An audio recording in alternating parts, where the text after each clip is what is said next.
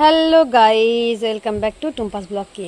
তো দেখতেই পাচ্ছেন যে আমার আজকে ফুল গাছটায় কতগুলো ফুল ফুটেছে। এই দেখুন, এখানে তিনটে, এখানে দুটো, আর এখানে তিনটে, আর এখানে দুটো। তো কত সুন্দর লাগছে না ফুল গাছটা। আর আজকে আবহাওয়াটা একবার দেখুন, এই দেখুন আবহাওয়াটা দেখুন, মানে বৃষ্টি আসবে আসবে করছে আর কি। খুব আবহাওয়াটা খারাপ।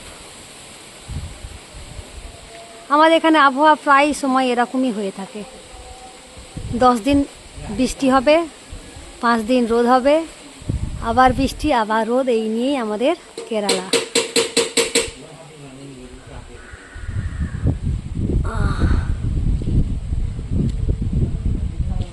তো ধোসা বানানোর জন্য আমি আতপ চাল, বিউলির ডাল আর সামান্য পরিমাণ ভাত নিয়েছিলাম। এগুলোকে ভিজিয়ে রেখেছিলাম, এটা আমি মিক্সি করে রাখবো।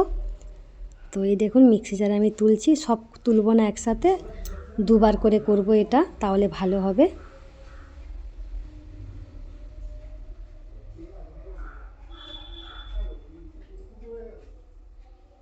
এই দেখুন মিক্সি করা হয়ে গেছে, এগুলোকে আমি রেখে দেবো। তো এটা আমি সারা রাত রেখে দেবো, পরের দিনে এটা আমি বানাবো। সারা রাত ভিজলে এটা ভালো হয়ে যাবে। আর এই দেখুন কত সুন্দর হয়েছে।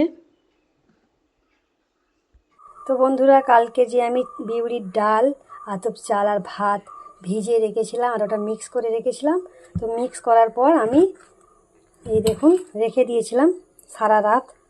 তো সকালবেলা উঠে দেখছি এটা একদম ঠিক হয়ে গেছে, যেরকম দরকার আর কি। তো এটা আমি নুন দিয়ে ভালো করে ফাটিয়ে নেব। আর বানাবো হচ্ছে কি যে ধোসা বানাবো অল্প করে, আর অল্প করে ভাবছি ইডলি বানাবো, আর নইলে ধোসাই শুধু বানিয়ে নেব। আর তার জন্য চাটনি লাগবে। তো চাটনি লাগার জন্য, চাটনির জন্য কী নিয়েছি, নারকেলের চাটনি বানাবো। তো নারকেলের চাটনি বানানোর জন্য দেখুন নারকেল কুড়ে নিয়েছি, হলুদ গুঁড়ো নিয়েছি, লঙ্কা গুঁড়ো, আদা, কাঁচা লঙ্কা আর কিছু ছোট পেঁয়াজ। এইটা আমি মিক্স করব, আর এতে আমি পরিমাণ মতো নুন দেবো। আর ওইটাকে আমি মানে সাদলে দেওয়ার জন্য তো শুকনো লঙ্কা, কারি পাতা আর ছোটো পেঁয়াজ কিছু কুচিয়ে রেখেছি। আর এইটার জন্য আমি নুন নিতে ভুলে গেছিলাম, তো নুন নিয়ে নিয়েছি। আর নিয়েছি কি সর্ষে ফোড়ন দেওয়ার জন্য। তো কিভাবে কি করছি আপনারা দেখুন, দেখলেই বুঝতে পারবেন। তো আমি একটুকু তেঁতুল নিয়ে নিয়েছি যাতে স্বাদটা ভালো হয়। তো আমি এটাকে মিক্স করে নিয়ে আসি। তো আমি চাটনিটা কিভাবে করছি একবার দেখে নিন। কড়াই তেল দিয়েছি, তো আমি সর্ষের ফোড়ন দেবো, তার সাথে শুকনো লঙ্কা,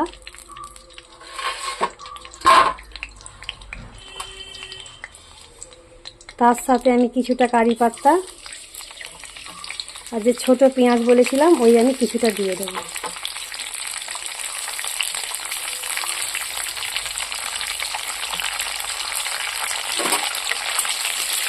তো এটাকে আমি ভালো করে ভেজে নেব, ততক্ষণ ভাজা হোক। তো আমার পেঁয়াজ, কারি পাতা, শুকনো লঙ্কা আর সর্ষে হয়ে গেছে। এটা এর মধ্যে আমি এবার নারকেলের যে চাটনিটা বানিয়ে রেখেছি ওইটা দিয়ে দেবো।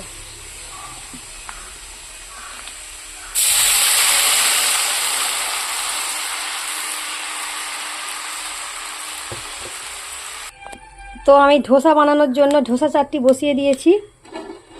তো চাটনিটা আমার গরম হয়ে এসেছে, এবার এর মধ্যে আমি ধোসা মাও দিয়ে দেবো।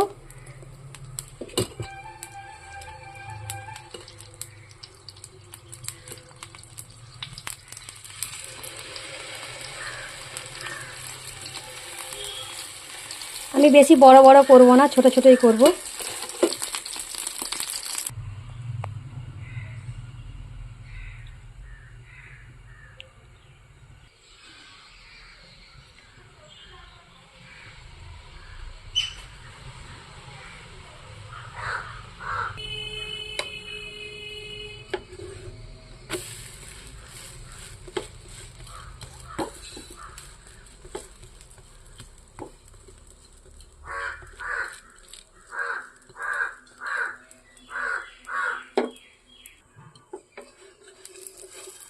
তো এটা আমার হয়ে গেছে, এটা আমি তুলে নেব। তো দুটো আমার মোটামুটি হয়ে গেল। তো আমি আঁচটা কমিয়ে রেখেছি।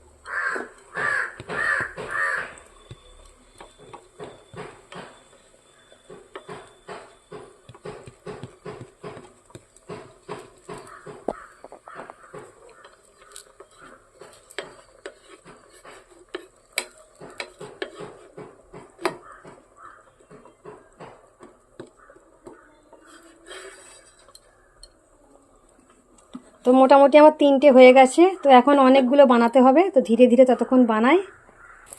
তো কত সুন্দর হয়েছে দেখুন ধোসাটা, ধীরে ধীরে করলে ভালো হবে।